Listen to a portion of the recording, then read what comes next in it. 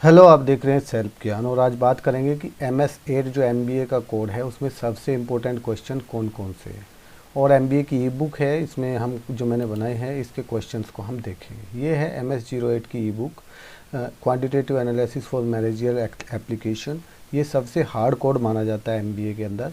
तो इसको कैसे हमें कई बार पास करने में बहुत टाइम लग जाता है स्टूडेंट को। तो इसीलिए मैंने उनकी हेल्प के लिए ई बुक बनाया है। इसमें लॉन्ग इंपॉर्टेंट क्वेश्चन है, फिर जो सेकंड फेज में है वो लेस इंपॉर्टेंट क्वेश्चन है, फिर शॉर्ट नोट्स हैं, फिर कुछ एक्स्ट्रा शॉर्ट नोट्स हैं जो दिए गए हैं। तो इस बुक में सब कुछ दिया गया है, ठीक है। और ये सभी पिछले 15 साल के क्वेश्चंस के ऊपर बनाया गया है। इसमें कौन से जो है न्यूमेरिकल क्वेश्चंस आते हैं, वो कैसे करने हैं, वो सब बताया गया है। सिर्फ गिने चुने जो क्वेश्चंस है वही न्यूमेरिकल में आते हैं। अगर आप उनको कर लोगे तो भी पास हो जाओगे। और इसमें मैंने ये भी बताया गया है कि आप जो है किस तरीके से, अगर आपको न्यूमेरिकल क्वेश्चंस नहीं आता है, जो थ्योरेटिकल क्वेश्चन है जो आते हैं बार बार एग्जाम में, अगर वो भी आप कर लोगे तो आप जो है इस MS08 को आसानी से क्लियर कर सकते हैं, ठीक है। तो उसके बारे में हम एक एक करके बात करेंगे। तो ये है MS8 के क्वेश्चंस। सबसे पहले हम फर्स्ट प्रायोरिटी वाले क्वेश्चंस को डिस्कस करेंगे।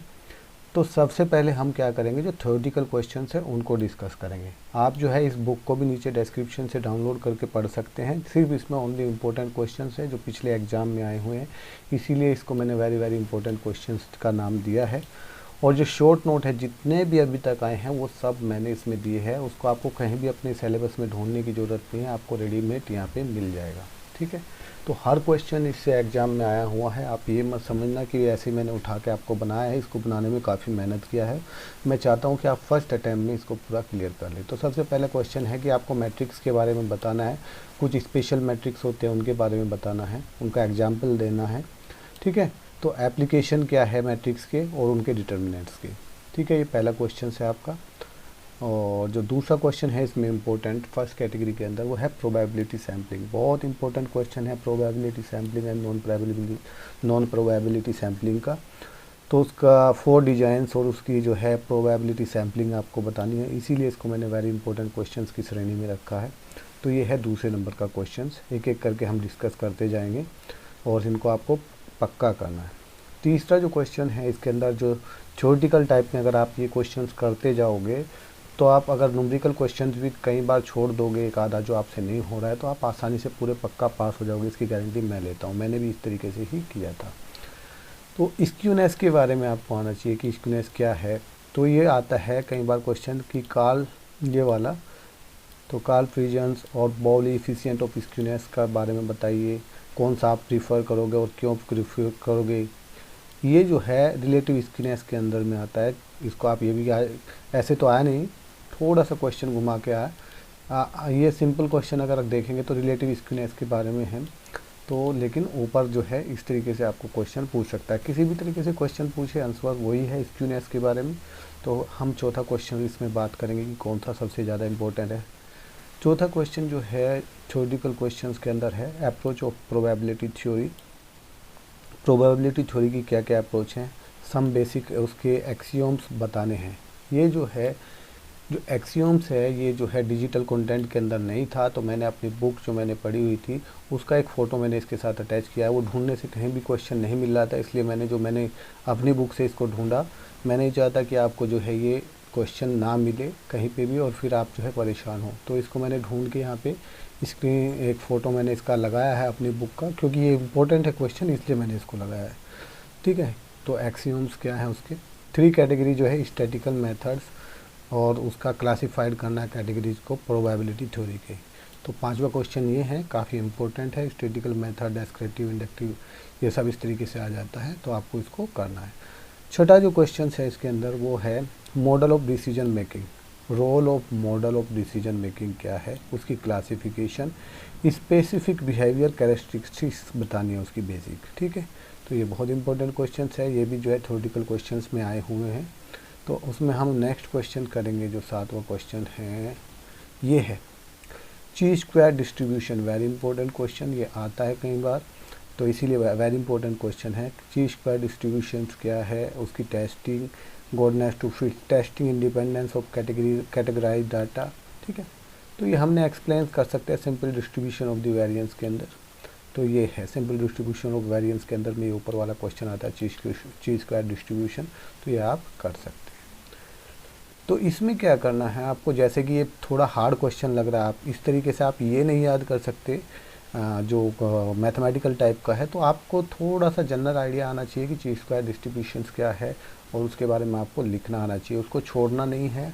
अगर आपको कहीं बीच में लगता है हार्ड, कम से कम आधा क्वेश्चन करो मैथमेटिकल वाला, जो आपको याद नहीं है उसको छोड़ दो, और जो आपको है कि आप लिख सकते हो कुछ ना कुछ उसके बारे में, तो वो आप कर लो, लेकिन क्वेश्चंस कोई भी नहीं छोड़ना है, तभी आप जो है इस एग्ज़ाम को पास कर सकते हो। तो 8वां क्वेश्चन जो है इसमें हम उसकी बात करेंगे 8वें क्वेश्चन की, what do you mean by statistical hypothesis. Statistical hypothesis बहुत इंपॉर्टेंट क्वेश्चन है, उसकी कैरेक्टरिस्टिक्स बतानी है उसको, उसकी सिग्निफिकेंस लेवल, ये जो सिग्निफिकेंस लेवल है और पी लेवल टेस्ट है, ये शॉर्ट नोट में भी आता है, आपको मैं दिखाऊंगा आगे, इसीलिए वेरी इंपॉर्टेंट क्वेश्चंस की कैटेगरी में रखा गया है इसको, ठीक है। तो हम करते हैं, देखो ये नल हिपोथेसिस शॉर्ट नोट में भी आएगा ये आपको, ठीक है, और ये द सिग्निफिकेंस लेवल ये भी शॉर्ट नोट में आएगा। पावर, ये वेरी इंपॉर्टेंट है शॉर्ट नोट में, the power curve of a test, ठीक है। तो इस तरीके से ये शॉर्ट नोट में भी आएगा, इसलिए मैंने यहाँ आपको बता दिया है, लेकिन शॉर्ट नोट में भी मैंने इसको लिखा हुआ है। अब यहाँ पे चलते हैं सेकेंड प्रियोरिटी वाले इंपॉर्टेंट क्वेश्चन, सबसे ऊपर वाले मोस्ट इंपॉर्टेंट क्वेश्चन है, उसके बाद थोड़ी सी कैटेगरी नीचे डाउन हो जाती है, लेकिन ये भी क्वेश्चन बहुत इंपॉर्टेंट है और आए हुए हैं।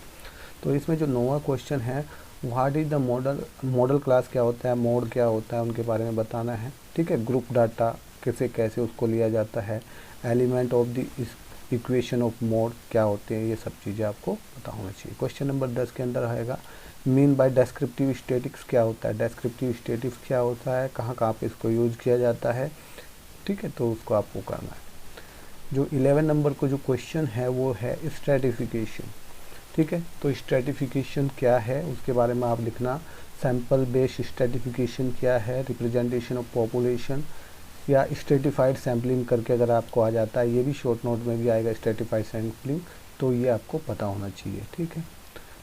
नेक्स्ट क्वेश्चन है what do you understand by time series analysis, very important question, उसके कौन कौन से कंपोनेंट है टाइम सीरीज एनालिसिस के, ठीक है, तो ये आपको आने चाहिए। तो इसमें आगे चलते हैं हम,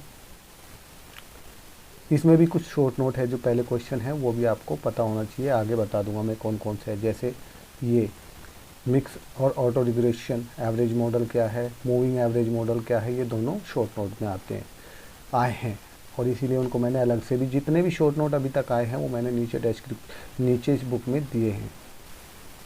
जो 13 नंबर क्वेश्चन है, यही क्वेश्चन मैं इसलिए आपको बता रहा हूँ, आप ये बुक्स भी नहीं लेंगे तो भी आप जो है अपनी बुक से ढूंढ के इन क्वेश्चंस को कर सकते हैं। अगर आपके पास टाइम कम है तो आप नीचे से डिस्क्रिप्शन के ऊपर लिंक पे क्लिक करके पे कर दो, तो सीधा डाउनलोड का ऑप्शन आ जाएगा और आपके फ़ोन में या आपके लैपटॉप में वो डाउनलोड हो जाएगा।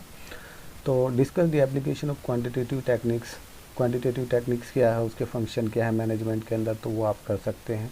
उसके बाद अब हम MS 8 के अंदर जो न्यूमेरिकल क्वेश्चंस होते हैं बहुत ज़्यादा इंपॉर्टेंट है, उसके बारे में मैं आपको बताऊंगा, जो हमेशा आते हैं। कुछ क्वेश्चंस मैंने न्यूमेरिकल इसमें से कर दिए हैं, कुछ जो है आपको करने हैं, जैसे Q10 D10 Q2 D10 और P90 करके निकालने के लिए आता है, सेंट्रल टेंडेंसी के अंदर कैलकुलेट कैसे करते हैं, उसको मैंने वीडियो अपलोड किया है सेल्फ ज्ञान यूट्यूब चैनल के ऊपर, यूनिट वाइज अपलोड किए हैं, और इम्पोर्टेंट क्वेश्चन जो एग्जाम में आए हैं कैसे उनको सोल्व करना है वो भी मैंने करके दिखाया, वहाँ से उसको आपको करना है। फिर आ गया फ्रीक्वेंसी डिस्ट्रीब्यूशन कैलकुलेट करना है, क्वार्टाइल डेविएशन कोफिशिएंट करना है क्वार्टाइल डेविएशंस का, तो वो भी मैंने जो है वीडियोज में बताए हैं, जो एग्ज़ाम में आए हैं इंपॉर्टेंट क्वेश्चंस, वो चैनल के ऊपर अपलोड है, आपको सर्च करना है MS08 सेल्फ ज्ञान, तो वो आपके पास सारी वीडियो आ जाएगी। यूनिट वाइज किया है 1 2 3 4 5 6 7 8 ऐसे करके, ठीक है। तो उसके बाद है कंप्यूट द एवरेज डेविएशन, तो एवरेज डेविएशन जो है कैसे कैलकुलेट करते हैं, इसके ऊपर भी मैंने वीडियो बनाया हुआ है, उससे आपको कर लेना है। अब जो दो क्वेश्चन, जो सबसे 2-3 क्वेश्चन जो है जो एग्ज़ाम में आते हैं लेकिन उसको आपको करना है, एक जो है आपको test the hypothesis alpha equal to 0.01 वाला क्वेश्चन आता ही है, ये उसका सैंपल है, इस तरीके से आपको आएगा क्वेश्चन, और उसमें हमेशा यही आता है test the hypothesis alpha equal to 0.01, इस तरीके से आता है, एक नीचे कुछ क्वेश्चन देता है, क्वेश्चन दे देता है, तो उसको आपको करना है। ये आपको यूनिट नंबर 15 में पूरा इसका प्रोसीजर मिल जाएगा। उसके बाद क्वेश्चन नंबर जो 6 है कोरिलेशन, कोफिशिएंट निकालना होता है। तो ऐसे एक डाटा दे देगा आपको, उसमें से आपको कोरिलेशन डाटा निकालना है। तो ये आपको यूनिट 18 में आपको testing of the significance of the correlation coefficient में आपको करना है। उसके बाद जो क्वेश्चन नंबर 7 है जो आता है स्टैंडर्ड डेविएशन निकालना, बहुत इंपॉर्टेंट है। इस तरीके से आता है, वो बाल भी ऐसे ऐसे हैं, इतने घंटे चलते हैं तो, और इसमें एक नीचे दे देगा एरिया ऑफ नॉमिनल कर्व जो है इतना है, तो आपको करना है। ये आपको यूनिट 8 में जो है मैंने दिया है, कराया है, तो आप यूनिट 8 देख सकते हैं, वहाँ से इसको आपको करना है।